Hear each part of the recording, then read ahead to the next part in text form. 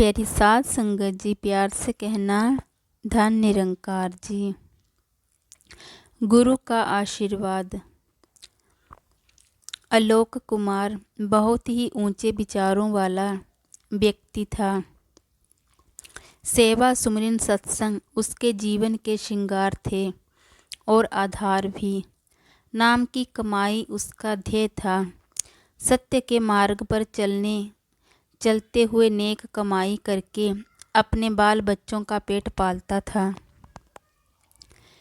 सारा दिन मेहनत मजदूरी करके जो कुछ वह कमाता उसी से कुछ सतगुरु की सेवा में लगाता और कुछ गृहस्थ को चलाने में।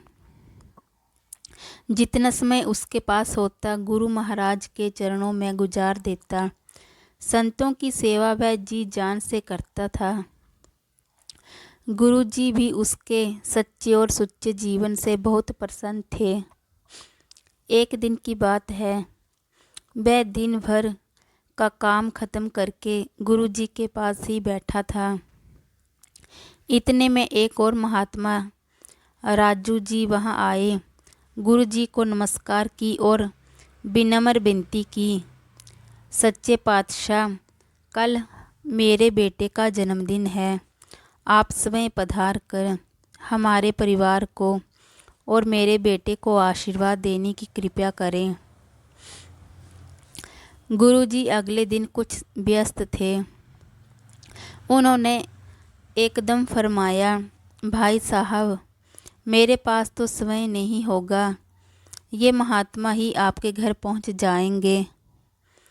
गुरुजी के पास बैठे आलोक जी की ओर इशारा करते हुए कहा। वह महात्मा वहां से चले गए। दूसरे दिन उस महात्मा के घर बहुत चहल पहल थी। मेहमानों की सेवा में कोई कमी ना थी। एक और बच्चों की गहमा गहमी थी और दूसरी ओर कई नौकर सबको जलपान करवा रहे थे।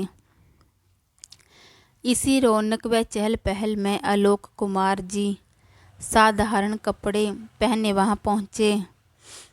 वह एक कोने में खड़े रहे। नौकरों ने भी उनकी ओर ध्यान ना दिया। घर वाले भी इधर उधर व्यस्त थे। आलोक कुमार जी तो सतगुरु का हुक्म मान कर ही वहां गए थे। दातार की लीला देखते जा रहे थे। इतने में राजू जी को आलोक की याद आई और सोचने लगे कि यदि मैं इनको गुरु महाराज का स्वरूप कहकर सत्कार देता हूँ तो मेरे ये बड़े बड़े धनवान दोस्त क्या कहेंगे। ये सोचकर उन्हें घर से बाहर बरामदे में अकेला ही बिठा दिया और कुछ खाने की वस्तुएं प्लेट में डालकर उनको दे दी और समय अपने दोस्तों के बीच खो गए। आलोक कुमार जी ने दातार का हुक्म समझकर खाद्य पदार्थ स्वीकार किए और बाहर से ही वापस चल दिए। दूसरे दिन राजू जी फिर सतगुरु के पास पहुँचे और कहने लगे, हजूर, कल आपकी कृपा से बहुत ही अच्छा प्रोग्राम रहा, किंतु आपकी कमी महसूस होती रही। यदि आप समय वहाँ होते तो हमारे रिश्तेदार व दोस्त और हम आपके आशीर्वाद के पात्र बनते। उनकी बात अभी समाप्त ही नहीं हुई थी कि गुरुजी ने कहना शुरू किया, राजू जी, मैं तो आपके घर आशीर्वाद देने गया था, परंतु आपने तो हमें अपने धनवान मेहमानों से दूर बाहर बरामदे में ही बैठा दिया और वहां से ही वापस भेज दिया। ये सुनते ही राजू को अपनी भूल का एहसास हुआ और शर्म से सिर नीचा कर लिया। महाराज के शब्द उनके कानों में गूंजने लगे, जो उन्होंने पहले ही दिन अपने प्रवचन में कहे थे। संत जनों, हर गुरसिख में मेरा ही रूप है। इनकी सेवा सत्कार करके आप जो कुछ भी आशीर्वाद लेना चाहते हो ले सकते हो। राजू जी घर लौटते समय सोचने लगे, काश हमें मालूम होता कि आलोक जी के रूप में सतगुरु स्वयं पधारे हैं, तो हम उनके कपड़ों को नहीं, उनके असली स्वरूप को पहचान पाते। मेरे कृपालु सतगुरु तो मेरे जैसे नाचीज इंसान को सदैव आशीर्वाद देते ही रहते हैं, किंतु हमें ही इनका आशीर्वाद रहमत लेनी नहीं आती।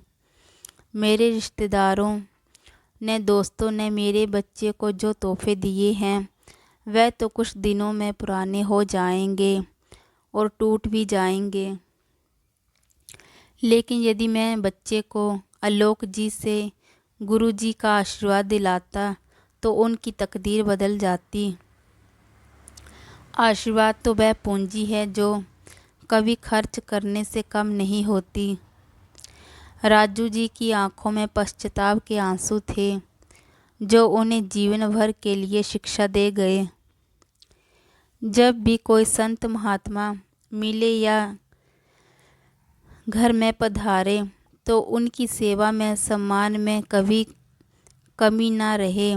संत सर्वोत्तम होते हैं, नाम धन के साहूकार होते हैं। इन्हें गरीब समझना खुद को गरीब बनाना है, नाम धन से कंगाल होना है। सही तो कहा है, जिनके पल्ले नाम धन से ही सच्चे शाह। प्यारी साथ संगत जी, बड़े ही प्यार से कहना धन निरंकार जी। अगर विचार अच्छे लगे तो प्लीज़ सब्सक्राइब कर दीजिएगा।